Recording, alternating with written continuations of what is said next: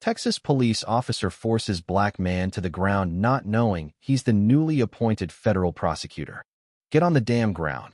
The man barely got out of his BMW before he was tackled, face first, onto the boiling pavement of a Dallas parking lot. The officer's knee dug into the base of his spine, grinding bone against concrete.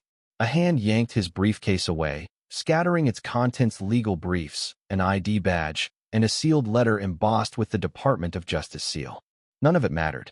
Not to the cop. Not in that moment. All he saw was a black man driving a luxury car in the wrong neighborhood. I said, "Hands behind your back." "Now," the officer barked again. The man said nothing. He couldn't. The pavement had torn his lip. His breath came in short gasps. His name was Malcolm Hayes, 35 years old, Harvard Law, son of a civil rights attorney, and, as of 32 hours ago, the youngest federal prosecutor ever appointed to the Northern District of Texas. But none of that protected him today. "Got yourself a big boy car there, huh?" The officer sneered, patting Malcolm down with more aggression than purpose. "You steal it? Or did your dealer toss you a bonus?"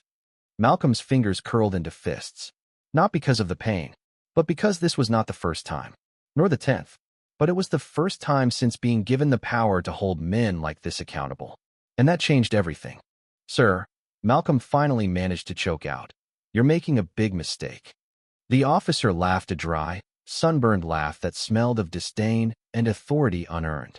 "Oh, I bet I am," he said. "They all say that." The second officer arrived. Latino, mid-40s, slower in step, but sharper in eyes. He jogged over, then stopped cold when he saw Malcolm's ID lying near his feet. "Wait, wait, wait," the second cop shouted. Too late. The damage was done. Malcolm lay there cuffed, bloodied, briefcase contents scattered like trash as the weight of both the knee and the years of silent injustice pressed into his ribs. The younger cop looked up, puzzled. "What?" he asked. The older one picked up the badge slowly, carefully, as if it might explode. His mouth parted as he read the name aloud. Malcolm Elijah Hayes. Federal prosecutor. DOJ.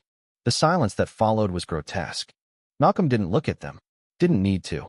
He could feel the shift in air, in power, in the ghost of their guilt finally realizing it had chosen the wrong black man today. He didn't say another word as they unhooked the cuffs and tried to stammer out apologies. He just stood up, brushed the dust and humiliation from his shoulders, gathered what remained of his dignity, and walked past them toward the courthouse. This wasn't over. Not even close. The courtroom that afternoon was hushed. News hadn't broken yet, but word inside the federal building spread faster than wildfire. A black man had been tackled outside. The black man. The new prosecutor. Malcolm walked in with purpose. Not a limp. Not hesitation. He wore his pain beneath the silk of his tie, like armor. Every eye followed him. Even Judge Langford's a white woman in her 60s who had once clerked for Thurgood Marshall. She gave him a solemn nod. "Welcome, Mr. Hayes," she said from the bench. "Glad to have you." He didn't smile. Instead, he turned to the gallery. Journalists, law clerks, officers, DAs, eyes all waiting to see if he would flinch, break, postpone. He didn't. "The court will now hear United States versus Morales," he said, voice steady as steel. The hearing proceeded. But underneath the process, tension simmered. After adjournment, one junior clerk pulled him aside. "Sir," she whispered, "shouldn't you file a complaint? Go public." Malcolm looked her in the eye. "I will," he said. "But not just for me. We're going to build something. This wasn't a mistake. It's a pattern, and I intend to break it." That night, Malcolm stood in his apartment alone, shirt off, bruises blooming across his back like dark roses. He stared in the mirror, not in anger, in resolve. The video went viral by the end of the week. Not because Malcolm posted it. He didn't have to. A bystander had filmed the whole thing and uploaded it with the caption, "This is how Texas treats a federal prosecutor when he's black." Cable news looped the footage hourly. The younger officer, identified as Dylan Carter, was placed on administrative leave.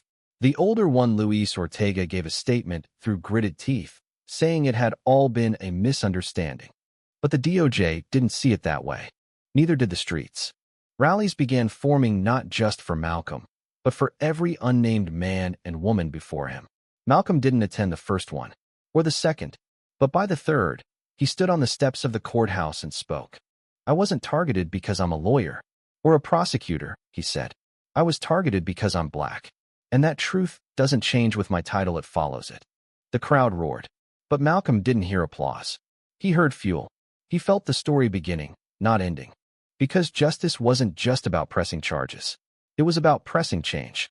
And he was ready to do both. The calls began flooding in the next morning, not just from local reporters or human rights groups, but from inside Washington. Malcolm's assistant, Danielle, knocked on his office door before he'd even had a chance to sip his coffee. There's a call on line 1, she said quietly. A.G. Monroe. Malcolm lifted the phone without a word. Mr. Hayes, came the calm but clipped voice of the U.S. Attorney General. I trust you're recovering. I am, Malcolm replied. There was a pause on the other end. Not long, but intentional. You understand the weight of what's happening now. You've become the face of something far larger than just a use of force incident. I never asked to be the face, Malcolm said.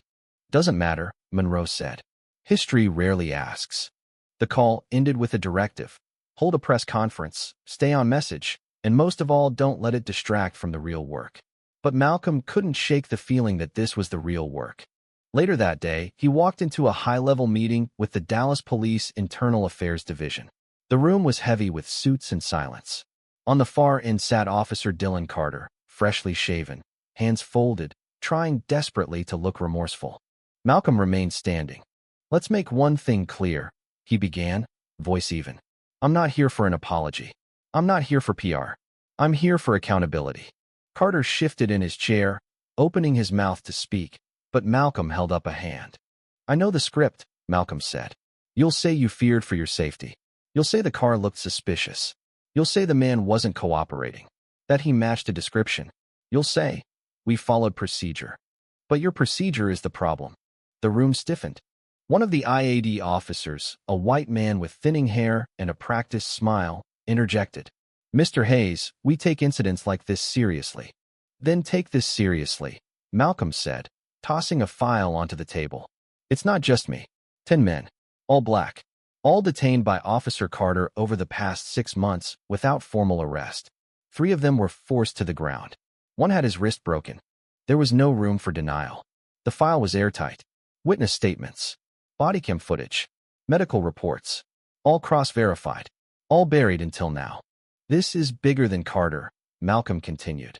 It's a pattern, a rot, and unless we dig it out by the roots, it'll just keep growing back. They listened, or pretended to.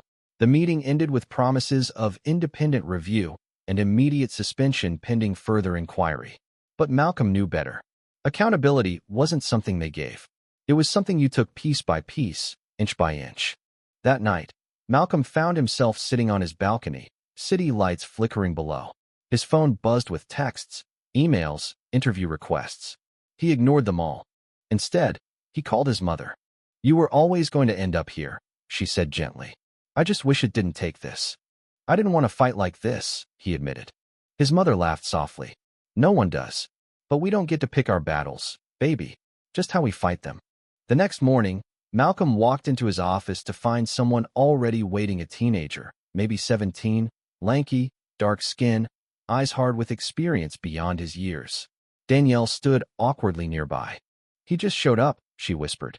Said he needed to talk to you. Malcolm approached him slowly. You okay? The boy nodded. Name's Jordan. My brother. His name was Isaiah. Officer Carter stopped him last year. Said he was reaching for something. He wasn't. He was 13, holding a sandwich. Malcolm felt the breath leave his lungs. They said there was no body cam, Jordan continued. That the footage was corrupted. That it was just a tragic mistake. Malcolm pulled out a chair. Sit down, he said. Start from the beginning. Jordan spoke for an hour. Every detail burned into his memory like trauma always does. Names, times, the smell of the street, the way the ambulance came too late, the way no one ever said sorry. When he was done, Malcolm slid a legal pad toward him. Write down everything you remember. Everything. We're reopening it. Jordan's eyes filled, not with relief, but with disbelief. No one had ever believed him before. Within days, Malcolm had assembled a task force. Quietly. No press. No leaks. Just a team of trusted attorneys, investigators, and data analysts pulling records, rechecking testimonies, tracking abuse patterns that had slipped through the cracks of convenience. And what they found was worse than expected. Carter was part of a larger unit, informally dubbed Bravo Squad, a specialized patrol team in South Dallas that had clocked the highest number of stops, searches, and complaints in the department. 90% of their detainments involved Black or Latino individuals, yet less than 10% led to arrests. Internal Affairs had flagged them twice, but no action was ever taken. It was, as one officer wrote anonymously, the cost of doing business. Malcolm took it all. Every memo, every redacted report, every complaint. He compiled it into a case that didn't just name officers, it named culture, policy, silence. But as the pressure mounted, so did the pushback. One night, Malcolm's tires were slashed. Another morning, a dead rat appeared on the hood of his car, a note taped to its side. "You're next, prosecutor." Danielle gasped when she saw it. Malcolm only took a photo. "Should I call security?" she asked. "No," he said calmly. "Call the press." The front page the next day read, "Doge prosecutor receives death threat amid police investigation." And suddenly, the city couldn't ignore it anymore. The mayor reached out, then the governor's office. But Malcolm refused the dance of backdoor negotiations. He held a press conference on the courthouse steps, the same place he had once stood in silence, and read aloud the names of every individual hurt by the Bravo Squad over the past 3 years. One by one, Jordan stood beside him, holding a photo of Isaiah. "This is not about revenge," Malcolm said. "It's about reckoning. It's about reform. It's about making sure this never happens again, not to a prosecutor, not to a janitor, not to a child holding a damn sandwich." The public response was thunderous. Civil rights groups rallied. Politicians wavered. Police unions panicked. And Carter? He finally broke. Faced with mounting evidence and internal pressure, he agreed to testify not just about his own actions, but about the entire operation. The quotas, the silent approvals from above, the unspoken encouragement to keep control in minority neighborhoods. It was a bombshell, and it blew the city open. The final moment came weeks later, when Malcolm entered a courtroom not as a prosecutor, not as a symbol, but as a witness. He described the moment he was tackled. The heat of the ground, the weight on his spine, the silence that followed when the badge hit the pavement. And he ended with this: "I do not stand here asking for justice because I wear a suit, or because I hold a title. I ask because I am human, and because every human, regardless of race or uniform, deserves dignity." The courtroom sat still. Then slowly, the judge nodded. Motion granted. Indictments proceeded. And Malcolm, bruised but unbroken, walked out into the sun, where the next fight waited. The sun was setting when Malcolm returned to his apartment that evening. For the first time in weeks, he allowed himself a moment to breathe. The indictments had been filed. Officer Dylan Carter was officially under federal investigation. Several members of the Bravo Squad had been suspended, and internal reviews were being launched across departments not just in Dallas, but in other cities too. Malcolm's case had ignited something far larger than any speech, press conference, or headline could contain. But victory had a strange taste. He stood at his kitchen window, sipping lukewarm coffee, watching the amber light fade behind the skyline. From a distance, everything looked peaceful, but he knew better. Systems didn't collapse overnight. They adapted, regrouped.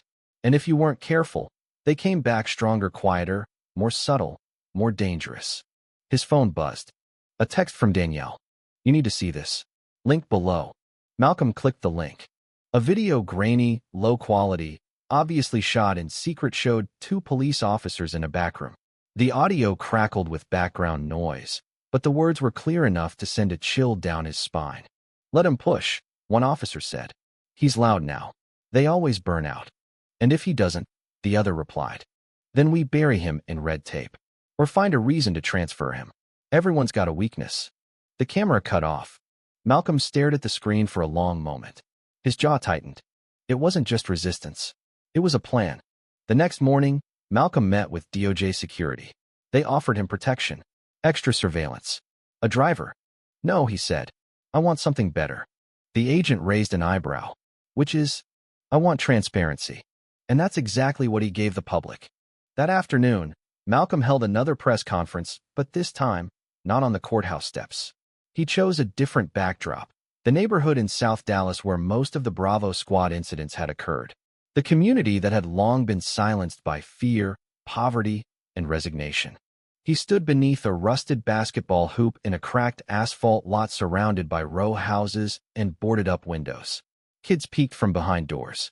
Parents lingered at the edges. And Malcolm spoke to them. "You were never supposed to hear about me," he began. "You weren't supposed to know I was tackled, bruised, left on the pavement. But I want you to know something: it didn't start with me, and it won't end with me." He paused, letting the weight of his words settle. They think they can bury truth under paperwork. They think intimidation works. But they've forgotten something. You can't silence a community that decides to speak together. The crowd began to grow. Voices shouted back. "Say it again. Tell it, brother. We're with you." Malcolm pulled out a folder and held it up. "These," he said, "are 23 names. People who were wrongfully detained, harassed, assaulted. Some of them are here today. Some of them aren't. But we're filing a class action suit not just for justice, but for accountability. And for change." That was the moment everything changed. Because for the first time, the story was no longer just about Malcolm. It was about the community. The people who had watched too many of their sons, daughters, brothers, and fathers get shoved down by a system that promised to protect them. News outlets swarmed. Civil rights lawyers called. Volunteers offered services pro bono. And still, the threats came. One morning, Danielle found Malcolm's office door covered in red spray paint. "Traitor." She froze, breath caught in her throat. Malcolm arrived 15 minutes later, calmly stepped over the broken eggshells on the floor, and began his day as if nothing had happened. "You should be more shaken," she said. "I don't have time to be shaken," he replied. She stared at him. "Then at least be careful." But careful wasn't always enough. A week later, Malcolm's car was followed on his way home. He noticed it quickly: same truck, 2 turns too many, too close. He pulled into a gas station, got out, and walked directly toward it. The truck sped off. He never got a plate. When he reported it, the local precinct responded with indifference. "Could have been a coincidence," they said. "Maybe just someone driving home." That same night, Malcolm opened his apartment door to find an envelope wedged underneath. Inside, a printed photo of his mother's house. No note, just the image. He sat down, hand trembling slightly, not from fear, but from fury. They had crossed a line. He dialed Monroe, the Attorney General. "We need federal oversight now," he said. The request was approved within 48 hours. An external DOJ monitoring team was deployed to Dallas PD. Every case involving the Bravo Squad, past and present, would be reviewed by an independent panel. New community liaisons were appointed. And most importantly, Malcolm was given full authority to lead a special task force on police accountability in the southern region. But Malcolm knew the system would try to wait him out. Bureaucracy was patient. It didn't need to win in a day. It only needed him to burn out. So he changed the rules. He brought in media students to document every step of the process: the good, the bad, the sabotage. He hosted town halls in parks, not courtrooms. He trained neighborhood leaders to conduct civil rights workshops. He made everything public. And slowly, momentum shifted. One day, a boy named Marcus, 10 years old, thin frame, oversized hoodie, approached Malcolm after a community meeting.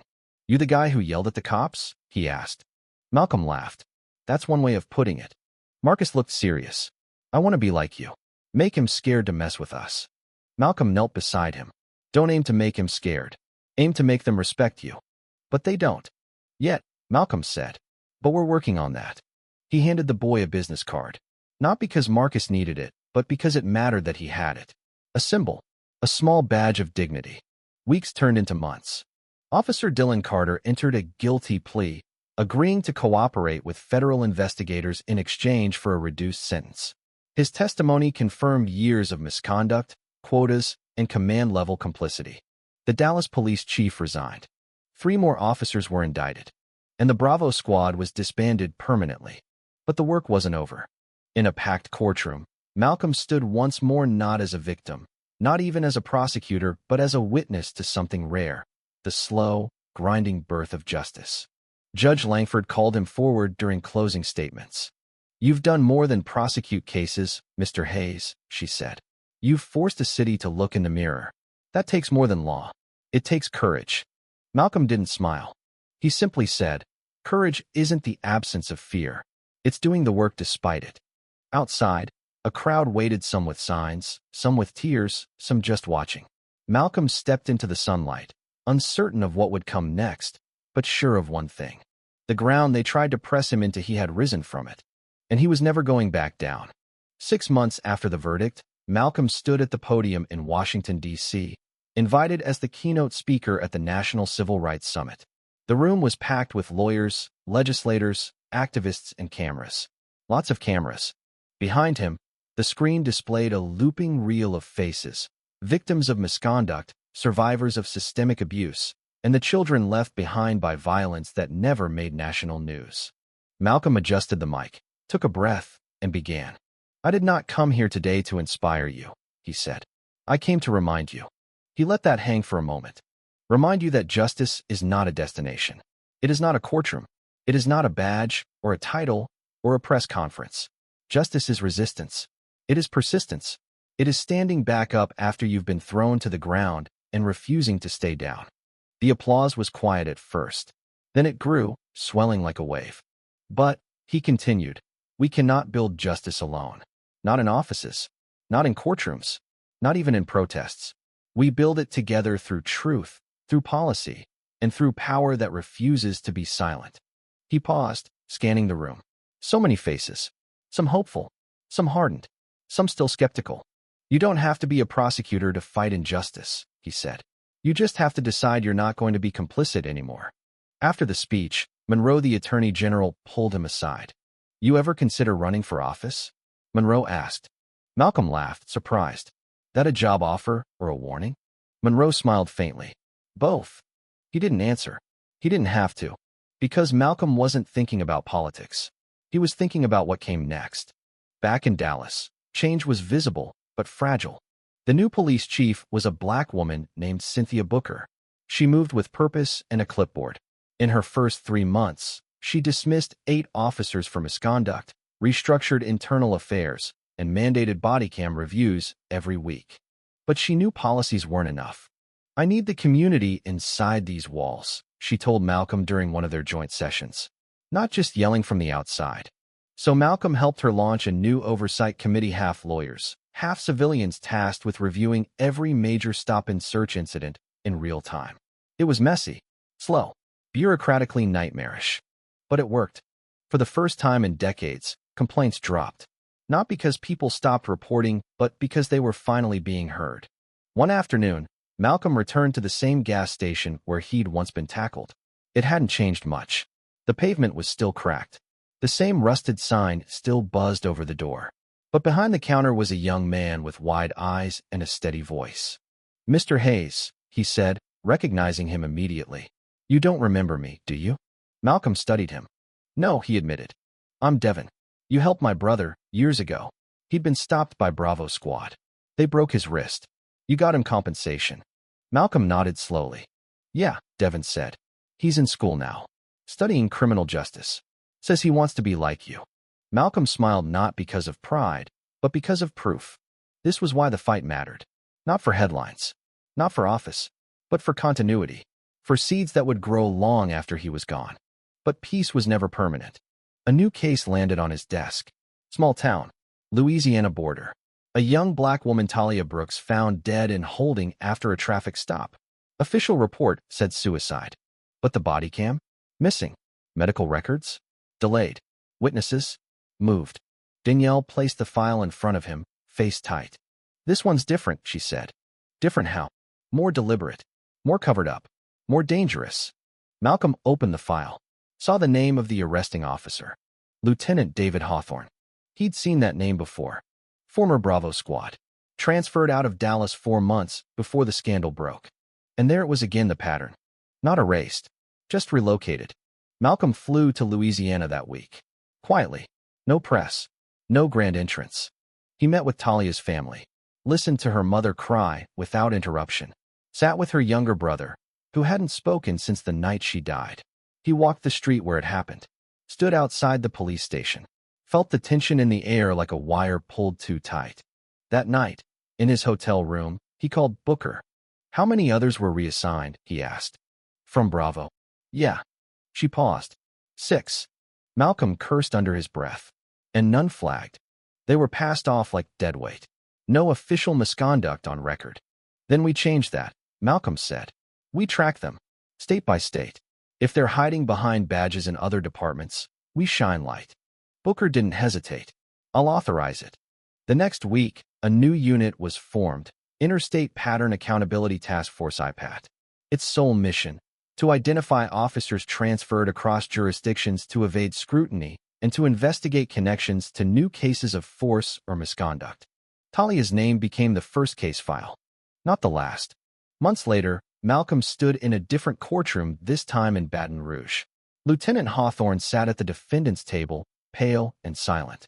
The prosecution played the recovered footage found hidden on a wiped hard drive. It showed Talia pleading for help. Not resisting, not violent, just scared. The room was silent as her final words echoed through the speaker. Please, I can't breathe, someone help. The screen went black. Malcolm closed his eyes. When the verdict came guilty on all charges, the courtroom didn't cheer. It exhaled. Justice had been delayed, but not denied. 1 year later, Malcolm sat in a classroom at a local Dallas high school. He'd been invited to speak, but instead, he just listened. The students talked about justice, about racism, about hope, about fear. One girl, around 16, raised her hand. Do you think it'll ever stop? She asked. The racism, the violence, the fear. Malcolm thought for a long time. No, he said finally, but I think it can lose. She frowned. What do you mean? He smiled. It doesn't stop, not completely, but it loses. Every time we expose it, every time we hold it accountable, every time a victim becomes a voice, and every time someone like you refuses to stay silent. She nodded slowly. That night, Malcolm walked home. No security detail, no fanfare, just the street, the wind, and the quiet hum of a city still healing. He passed a mural on the side of an old brick building. It showed a black man standing, eyes forward, back straight, half in a suit, half in chains. The caption below read, "They tried to bury us. They didn't know we were seeds." He stopped, touched the paint with one hand. Behind him, someone called out, "Hey, Mr. Hayes." He turned. It was Marcus, now taller, older, wearing a volunteer badge for a community outreach program. You still fighting? Marcus asked. Malcolm smiled. Always. And with that, he walked on. Not a hero, not a martyr, just a man who had once been forced to the ground and who chose to stand. Forever. The end. Thank you for listening. If you find it interesting, please like and subscribe to follow the next stories.